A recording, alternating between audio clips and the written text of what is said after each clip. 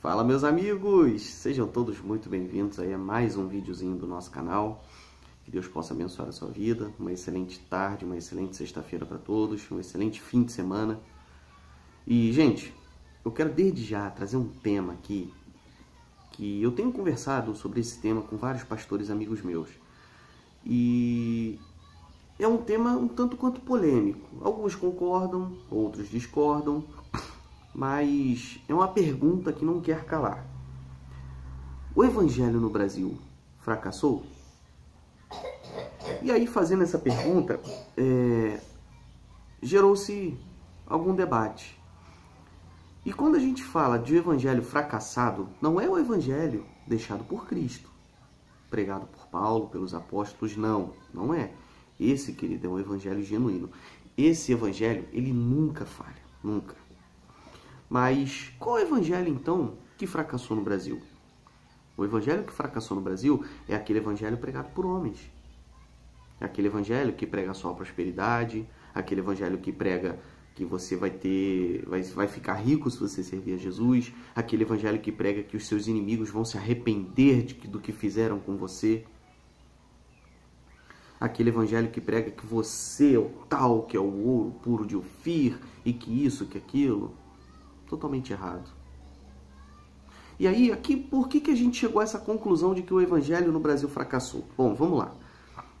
Eu trabalho fazendo entrega de moto à noite. E cada bairro que eu vou, eu costumo contar as igrejas que tem naquele bairro. Não é para criticar, não. Até porque eu também não vou citar nome de nenhuma delas. Apesar de algumas terem nomes até engraçados, né? Mas eu não vou citar nome delas, porque não é isso que eu quero fazer aqui. Mas teve um bairro que eu fui, pasmem, no entorno de 500 metros ali, num espaço de 500 metros, havia 8 igrejas. 8 igrejas. Cada uma com estilo diferente, cada uma com um nome diferente. Umas com nomes até tradicionais, outras com nome que você passava e chegava a dar risada. Fala, meu Deus do céu, o cara tem muita criatividade para fazer um negócio desse. E cada igreja dessa, ela tinha um público diferente. Tinha a igreja tradicional, a igreja pentecostal, que na realidade não existe igreja pentecostal, gente. Olha, eu fico pra morrer quando eu vejo esse negócio. Ah, eu sou pentecostal. Meu, não existe nenhum ser humano pentecostal. Sabe por quê? Porque pentecostal vem do grego pentecostê, que significa 50º ou 50 dias depois.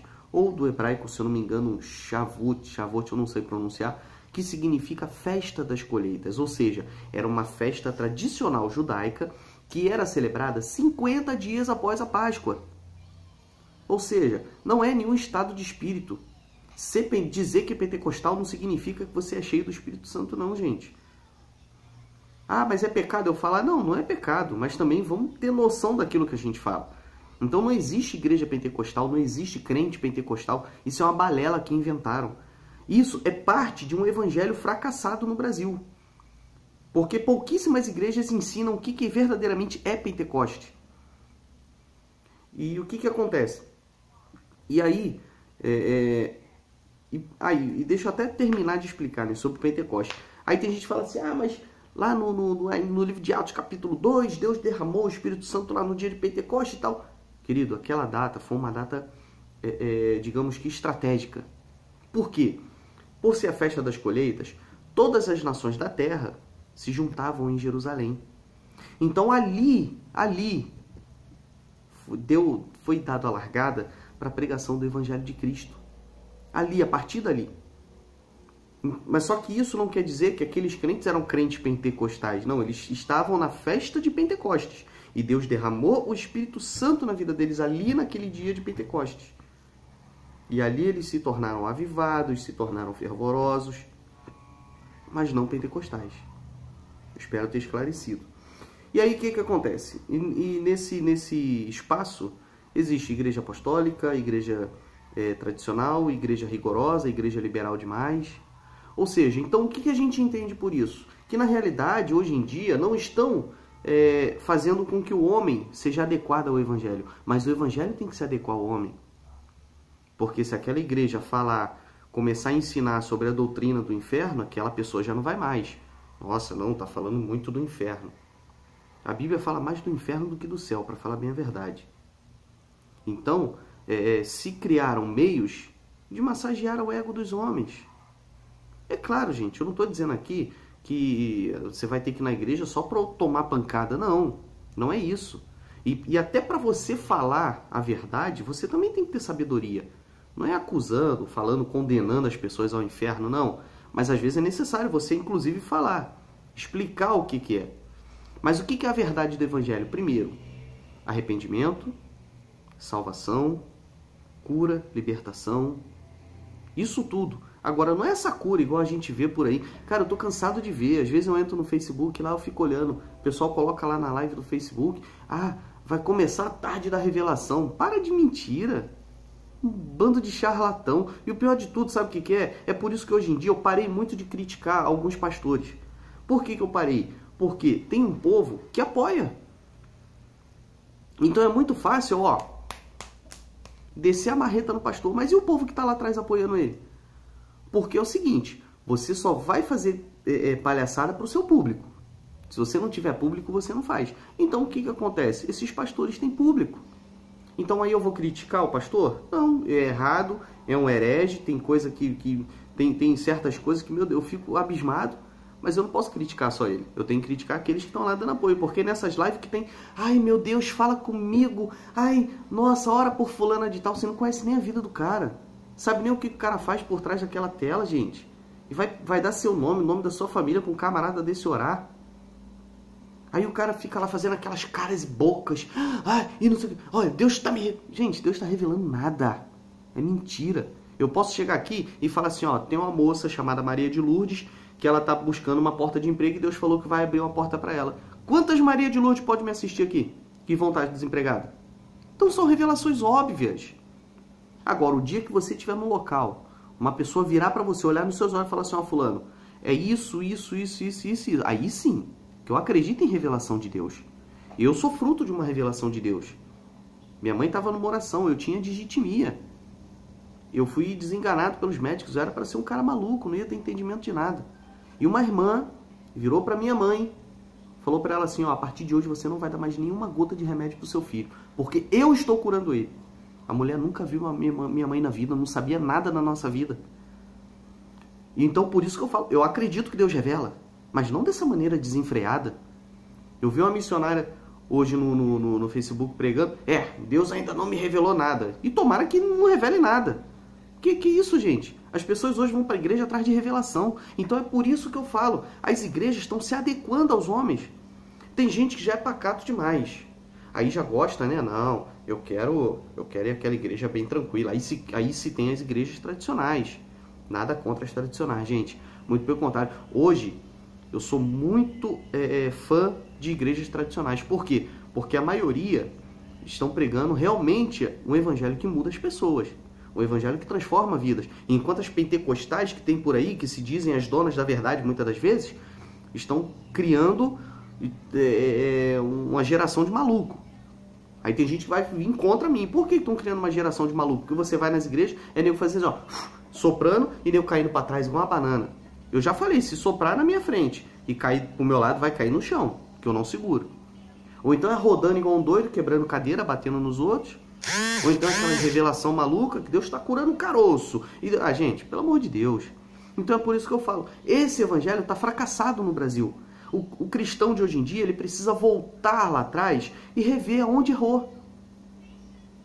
Rever aonde errou. Essa questão de CNPJ para a igreja, por um lado é bom? Sim, porque facilita muito para as igrejas. Mas por outro, acaba se tornando ruim demais. Por quê? Porque alguns pastores se tornam donos da igreja. Porque o CNPJ está vinculado a ele, então ninguém tira ele dali. Então hoje em dia pastor adultera, mata, rouba, faz um monte de besteira, mas ninguém pode tirar ele dali. Por quê? Porque o CNPJ está vinculado a ele. E isso eu sou contra. Isso aí eu acho totalmente errado. E é o que a gente tem visto? Pastores se suicidando, pastores caindo em adultério, ovelhas também se suicidando, caindo em adultérios, cometendo pecados, alguns envolvidos com lavagem de dinheiro, alguns envolvidos com coisas muito ilícitas. Então, o evangelho hoje, aqui no Brasil, está fracassado. A igreja ela tem que voltar lá atrás e rever onde errou. E apagar aquele erro e refazer o caminho de volta. Porque do jeito que tá, gente, a situação não tá nada boa pro evangélico no Brasil. Hoje o evangélico aqui no Brasil, ele tem fama de quê? De caloteiro, ele tem fama de pilantra, pastor tem fama de sem vergonha, de safado. É a realidade, eu sou filho de pastor, eu sei o que eu tô falando. Quantas vezes meu pai foi taxado disso? Então, acho que tá na hora de rever os conceitos. De rever, voltar lá para aquele evangelho de Cristo, o evangelho dos mártires, daqueles que foram perseguidos e mortos no passado, mortos na Inquisição, mortos no Império, na era dos grandes imperadores. Vamos rever aquele evangelho lá, aquele evangelho de George Whitefield, Jerônimo Savonarola, que eles paravam cidades e não tinha igreja. Eles paravam no meio da rua, subiam num palanquezinho e começavam a pregar. Quando via, estava lotado de gente. E a mensagem deles era de massagear o ego do homem? Claro que não, era só. Mas as pessoas, elas ficavam atordoadas, falavam, meu Deus, eu realmente preciso voltar. E é isso que a gente tem que fazer, querido. Voltar lá atrás e refazer o caminho. Voltar para o caminho correto. Porque da maneira que está, a gente não pode aceitar.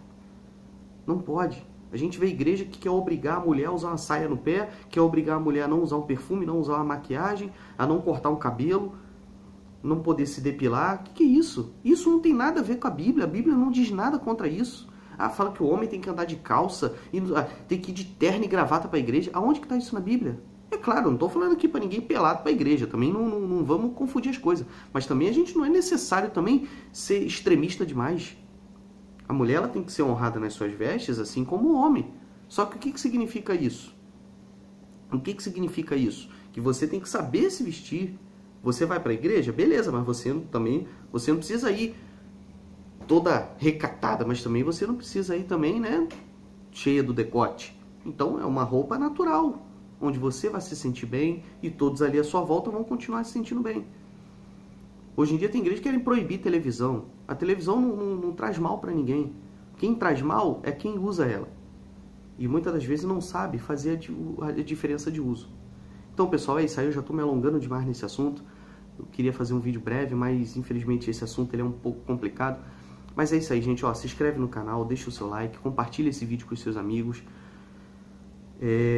Não deixe de assistir, tá? Vai lá, compartilha lá com o pessoal da sua igreja e, ó, volta para onde a gente não deveria ter saído.